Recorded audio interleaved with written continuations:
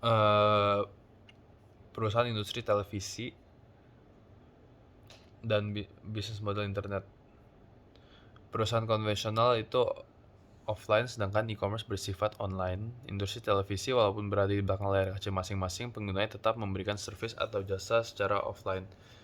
Maksudnya melakukan rekaman dan semua yang ada di layar kaca secara offline. Dengan berpindahnya industri televisi ke jalur e-commerce, maka semua hal yang dilakukan sudah mulai online, seperti pendaftaran akun secara online dan pendapatan yang diterima secara online pula. Banyak dunia pertelevisian yang sudah mulai beralih ke jalur e-commerce, salah satunya adalah pembelian iklan melalui jalur online, seperti cuplikan website di bawah. Saya sudah taruh contoh website agar bisa dilihat nanti. Di mana dengan adanya hal ini menjadi satu kemudian juga untuk konsumen, sehingga tidak harus datang ke lokasi untuk memasang iklan di televisi, namun bisa melalui jalur internet secara cepat dan aman. 1B, model pendapatan industri televisi. Ada 3 hal penting yang harus diperhatikan ketika membuat model pendapatan sebuah perusahaan, yaitu target pasar, masalah yang ingin diselesaikan, beserta solusinya. Dan apakah solusi tersebut dapat menghasilkan profit. Industri televisi mencangkup target pasar yang cukup luas dengan jangka umur yang tidak ada batas. Lalu permasalahan yang dihadapi industri televisi sekarang adalah kurangnya peminat televisi dan lebih beralih ke sosial media seperti YouTube, Instagram, dan masih banyak lainnya. Masalah ini dapat diselesaikan dengan satu pertanyaan, yaitu bagaimana cara mendapatkan viewers televisi kembali. Dari pertanyaan tersebut timbullah solusi seperti acara televisi yang lebih seru, talk show yang lebih menggugah, dan memberikan wawasan yang tidak bisa didapatkan di sosial media seperti iklan yang lebih menarik dan lain-lain. Ketika solusi tersebut menghasilkan atau menarik kembali viewers, maka pendapatan akan meningkat, dan maka dari itu terciptalah sebuah revenue model yang sejalan dengan SDM. Nomor 2A bagian essay. Perusahaan industri televisi sangat bisa menggunakan artificial intelligence untuk meningkatkan kinerja dan mengurangi human error seperti salah pendataan, sehingga data yang diinginkan kurang akurat. Seperti contohnya, Smart TV. Kemunculan Smart TV di industri televisi sangat membantu bersaing dan menarik perhatian orang-orang dengan membuat suatu televisi otomatis yang bisa berfungsi dengan mudah dan dioperasikan dengan mudah. Juga dan sebagai sesuatu yang bertampak keren di kalangan masyarakat, pasti akan menarik perhatian dari masyarakat dan memicu mereka untuk membeli produk tersebut yang bisa meningkatkan daya saing industri televisi. Menggunakan Artificial Intelligence Foundation.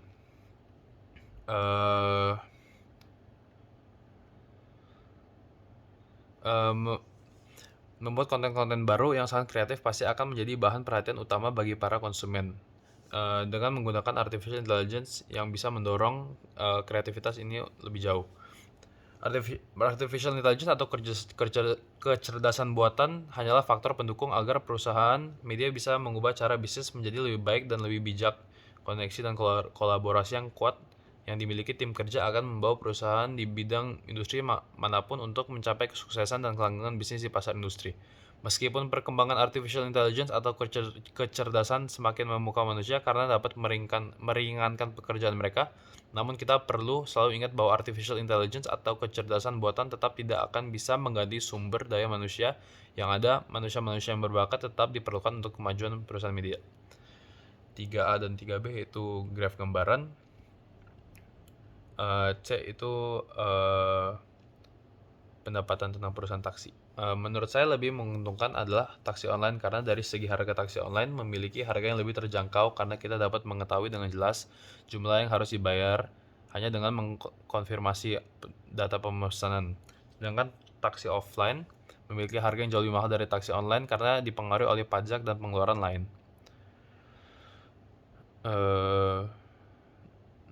Taksi online juga menang dalam sisi teknologi, karena taksi online sudah mengandalkan teknologi dan pelayanannya sehingga bisa jauh lebih menghemat waktu, sedangkan taksi non-online masih banyak yang kesusahan dengan mencari pelanggan. Bagian case tadi. A. Big data analysis itu pada dasarnya untuk menghasilkan pengetahuan dari hasil analisis data. Salah satu perusahaan IT yang sudah menggunakan big data analysis adalah Grab. Seperti kebanyakan perusahaan teknologi lainnya, Grab juga memanfaatkan big data yang telah dihimpun untuk meningkatkan pelayanannya agar tetap relevan di setiap outlet gitu. Data yang dikumpulkan dimanfaatkan Grab untuk mencari solusi dan inovasi baik secara jangka pendek maupun jangka panjang. Untuk jangka pendek, Grab berupaya mengoptimalkan jumlah permintaan dengan persediaan pengemudi.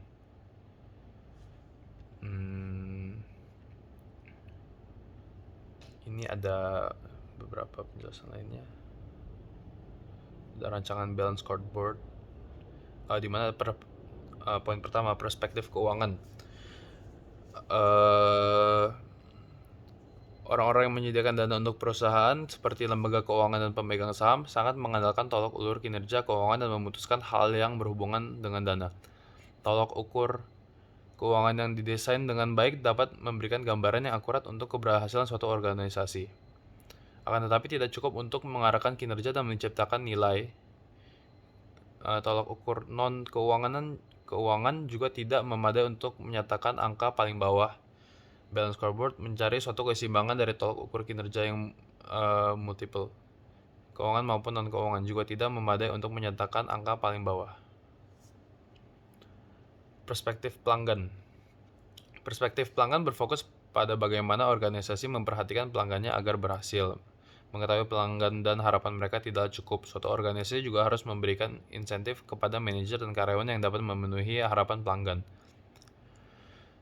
Beberapa poin yang bisa dilihat dari perspektif pelanggan adalah kepuasan pelanggan, pangsa pasar, dan pelanggan yang profitable. Perspektif pembelajaran dan pertumbuhan. Untuk tujuan insentif, perspektif pembelajaran dan pertumbuhan berfokus pada kemampuan manusia. Manajer bertanggung jawab untuk mengembangkan kemampuan karyawan. Tolak ukur kunci untuk menilai kinerja manajer adalah kepuasan karyawan, retensi karyawan, dan produktivitas karyawan. Kepuasan karyawan mengakui bahwa morality karyawan adalah hal penting untuk memperbaiki produktivitas, mutu, kepuasan pelanggan, dan ketanggapan terhadap situasi. 1C. Analitik Big Data membantu organisasi memanfaatkan data mereka dan menggunakannya untuk mengidentifikasi peluang baru. Analitik itu pada gilirannya mengarah kepada pergerakan bisnis yang lebih cerdas, opera yang lebih efisien, laba yang lebih tinggi, dan pelanggan yang lebih bahagia. Case bagian 2A. CRM atau Customer Relationship Management mengombinasikan kebijakan, proses, dan strategi yang diterapkan perusahaan menjadi satu kesatuan. Penggunaan CRM yaitu untuk melakukan interaksi dan pelanggan dan juga untuk menelusuri informasi pelanggan. Customer Relationship Management adalah sebuah pendekatan baru untuk mengelola hubungan antara korporasi dengan pelanggan bisnis. Dengan hubungan ini, harapan terhadap komunikasi dan pemasaran melalui pengelolaan berbagai kontak yang berbeda. Pendekatan ini dilakukan untuk meningkatkan loyalitas pelanggan kepada perusahaan dan juga nilai tambah yang terus-menerus. Saat ini, the best practice for implementing CRM seperti di bawah. Di mana kita harus bisa meningkatkan hubungan antara perusahaan dengan pelanggan yang sudah ada untuk meningkatkan pendapatan perusahaan, menyediakan informasi yang lengkap mengenai pelanggan untuk memaksimalkan jalinan hubungan pelanggan, dan perusahaan melalui penjualan secara upsell dan cross-sell sehingga dapat meningkatkan keuntungan. Ada juga menggunakan informasi yang sudah dikumpulkan dari Big Data Analysis, menghasilkan konsistensi dalam prosedur dan proses menyalurkan produk.